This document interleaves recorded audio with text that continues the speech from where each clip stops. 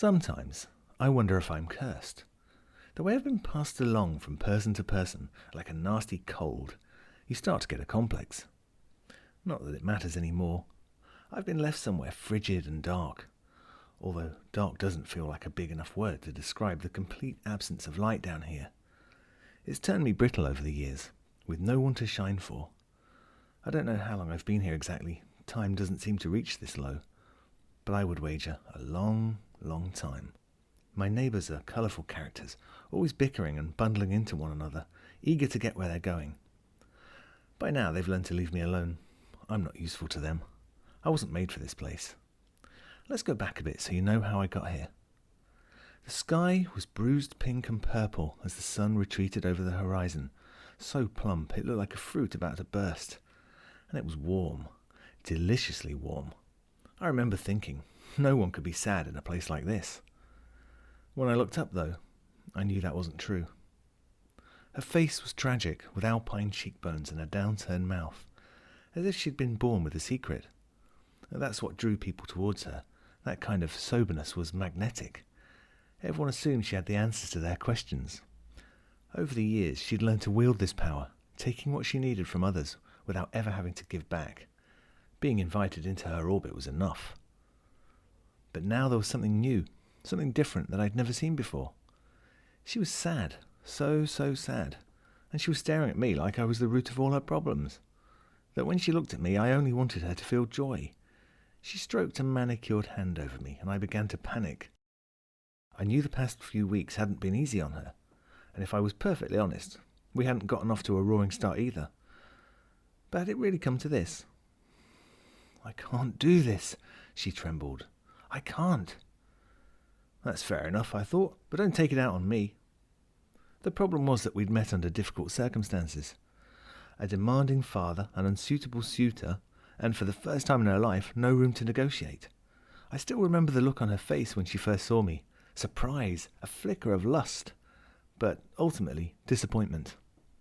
Once again, I'd let down another woman who expected more. I'm sorry, she whispered. Me too. She slid me from her finger and hurled me into the ocean.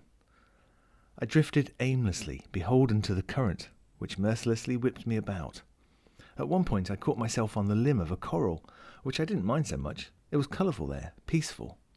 But it didn't last long. I soon found myself being sucked deeper into the ocean, hurtling further away from the light, until eventually I found my way to the bottom. And that brings us up to now. I've had a lot of time to think about why I ended up here. Maybe it's for the best. Too many times now I've looked into a girl's face and seen her become a woman begrudgingly. Don't get me wrong, I've met many who were delighted to see me, who wore me with great pride. But it's the sad ones who have made their mark. I suppose what I'm trying to say is that I'm not happy to be here, but I understand why I am. At least things can't get any worse. Oh no. Someone has taken an interest in me. He's a big brute with a bulbous head and vacant eyes. If he had even a drop of sense, he'd leave me alone. I'm clearly not food, and nothing he could build a home with. Be on your way, nothing to see here. He hovers in a circle, prodding me with his short snout. I'm surprised he even noticed me, camouflaged among the weeds. Still, I've grown used to being alone, and I don't appreciate the company now. And then, just when I think he's grown bored, the dumb thing goes and eats me. I slide along the carpet of its tongue, rugged from years of gnashing bones. With luck, I manage to avoid denting myself on rows of yellow teeth, sticky with morsels of trapped food. Down I go through the monster's rancid gullet and into its belly. The creature seems to wrestle with the reality of eating something so odd, and for a moment I'm hopeful it might spit me back up. But instead, it thrashes its fins and takes off. I must be cursed. It's odd being on the move again after so long. I haven't got a clue where we're going, but then again it doesn't make a difference. One side of the ocean isn't any different to the other as far as I'm concerned. The undulation of my captor's tail as it cuts through the water is oddly soothing, although it disturbs my new neighbours' half-digested carcasses, who slap me as they roll about. So far, they haven't made for stimulating conversation. By now you must be thinking my life is an unfortunate one, and I wouldn't blame you if you did. But let me assure you it wasn't always this way. I was made before you were born, when the world looked very different, by a man in love. I learned his name was Jim, and he worked in a factory that made the skeletons of buildings. He had worked there since he was very young, having never been to school, though I still think of him as one of the smartest people I've known. Unfortunately, the rest of the world disagreed, including the parents of the girl he'd loved since he was a boy, Jessica. For some reason, it didn't matter that she loved him too. It was forbidden. But where would we be if the young always did as they were told? So Jim forged me in a fire, hammering my body into shape, filing my skin until it was smooth and shining. Finally, he crowned me with a single pearl taken from one of Jessica's earrings. The first memory I have is of her face, crying and laughing and holding me like I might still burn her. Afterwards they ran away to the country and found a small house to live in. Jim found another place to work where he could put his skills to use, and Jessica made a little extra by washing clothes.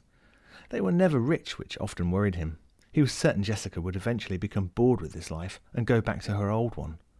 He was wrong. Happy years went by, giving them laughter and tribulations and children, and I was there to see it all. Their son James inherited me when Jessica died.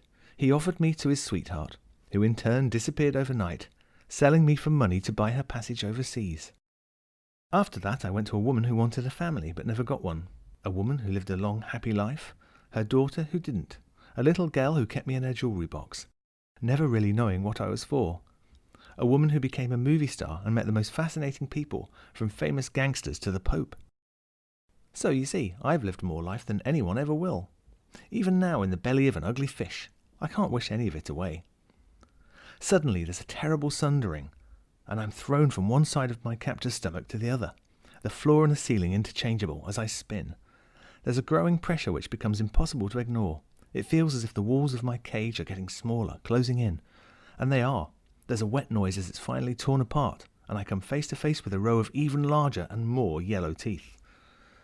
Ribbons of blood are sewn into the water, staining it maroon as this new contender feasts. Being eaten by this one won't be any fun. But as he continues to crunch and tear, I realise I'm floating away, drifting further from the line of fire until, yes, I'm on my own again.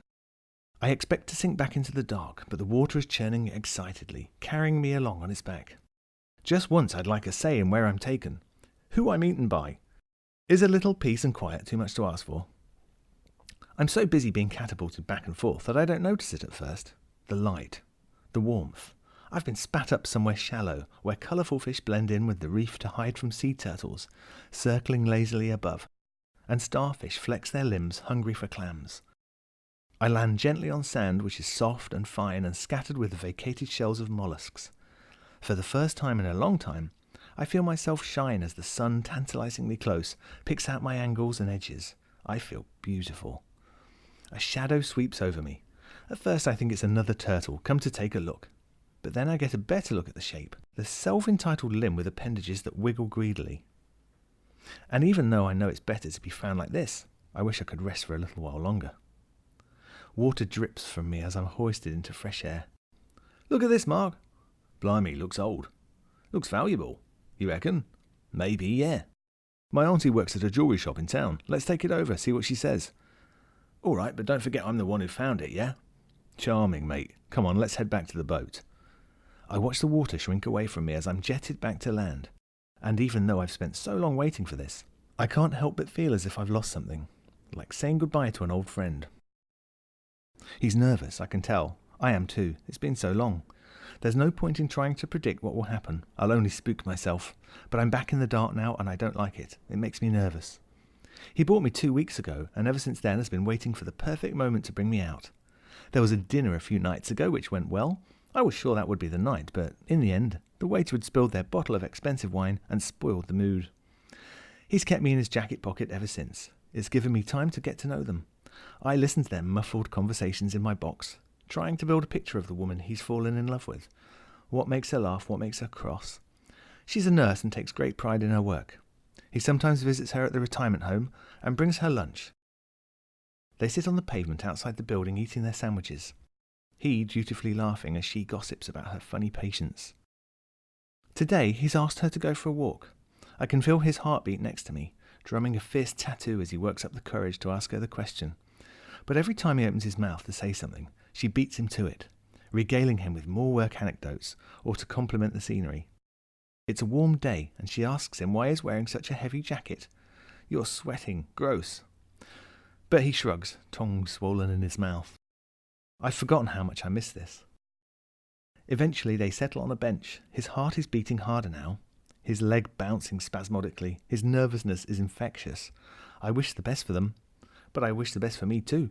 If she turns him down, he might throw me away in anger or shove me at the back of a cupboard or sell me on, when all I really want is to sit on this nurse's finger. Couldn't have picked a better day to do this, she says. Yes, he stammers in return. You've been acting funny all day. What's wrong? Are you coming down with something? No, I'm just getting ready. Getting ready for what? His hand moves towards me. I want to ask you something. I wanted to ask you since the day we met. His fingers close around me. Daisy, Thomas? He opens the box, and the sunlight makes me shine, refracting onto the face of a young woman whose smile is shining brighter.